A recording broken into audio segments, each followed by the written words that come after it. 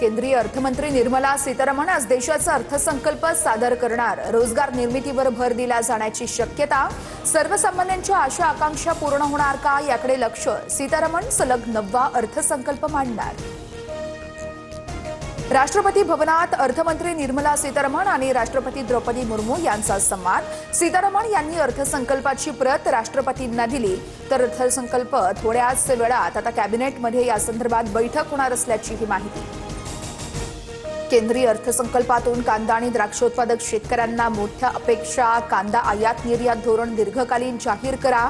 नाफेड आणि एनसीसीएफची कांदा खरेदी खुल्या बाजारातून करा, शेतकऱ्यांची मागणी।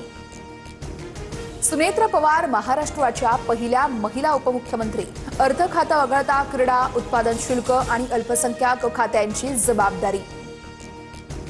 सुनेत्रा पवारांकडे अजित पवारांकडील अर्थ खात्याचा तुर्तास पदभार नाही, जबाबदारी फडणवीसांकडेच असणार। मात्र अधिवेशनानंतर अर्थ खातं पुन्हा राष्ट्रवादीकडेच राहणार, सूत्रांची माहिती।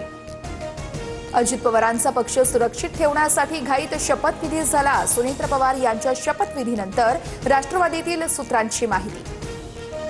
सुनेत्रा पवार यांच्या शपथविधीला पवार कुटुंब गैरहजर। पार्थ पवार यांनी दिलेल्या निमंत्रणानंतरही शरद पवार यांची अनुपस्थिती। शपथविधीची माहिती नसल्याचं शरद पवार यांचं वक्तव्य।